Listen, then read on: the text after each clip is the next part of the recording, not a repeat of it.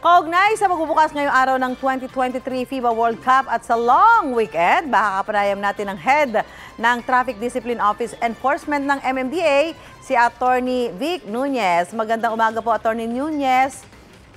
Hello, Ma'am Susan. Magandang umaga po at magandang umaga po sa inyong lahat ng taga-subaybay. Attorney, anong oras nyo inaasahan na magsisimula ang matinding traffic kaugnay sa 2023 FIBA World Cup, lalo na't nasabay pa ho ito sa simula ng long weekend? Yes, Ma'am Susan.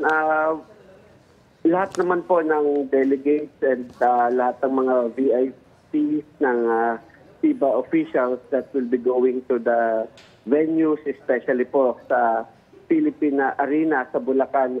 Lahat naman po ito ay pagdadaan namin. Ang iba po dito may mga hagad at ang iba po dadaan talaga sa VIP lanes along edge sa fast lane. So, masaya naman po kami at nagkaroon po ng holiday sa lahat ng mga government offices sa NCR and sa Bulacan. So, we're expecting na konti na lang ang pupunta sa kalsada at nakaalis na kahapon for the long weekend. So, sana ma-minimize ngayon yung traffic impact sa mga papunta sa mga kalsada, lalong-lalo na yung mga malalapit sa ating mga venues.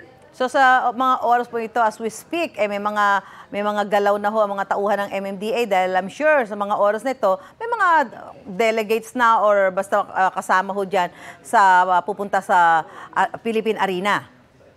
Yes, Ma'am Susan, as obvious, 16 out of 16 teams already arrived. Yung Montenegro, Angola, Mexico, Egypt, Greece, Dominican Republic, USA, Puerto Rico, Italy, Serbia, New Zealand, Lithuania, China, Jordan, South Sudan, and Philippines.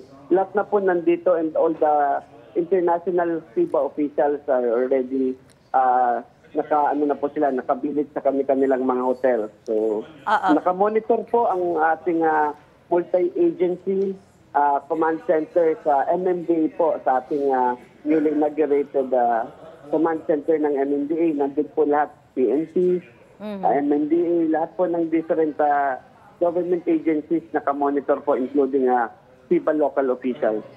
May dinagdag ba na deployment sa mga tauhan po ng MMDA, Attorney Nunez? Yes, ma'am.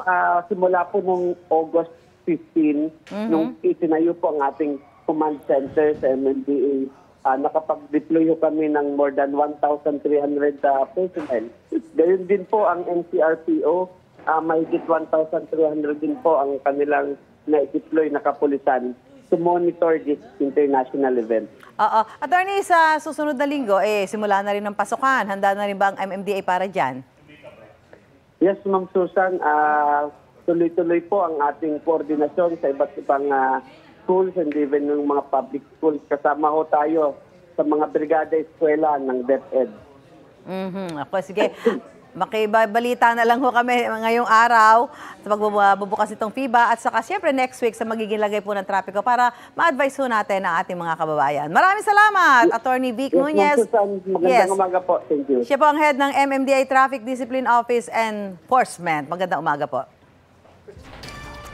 Mauna ka sa mga balita, bisitahin at mag-subscribe sa GMA Integrated News sa YouTube. Sa mga kapuso abroad, samahan nyo kami sa GMA Pinoy TV at sa www.gmanews.tv.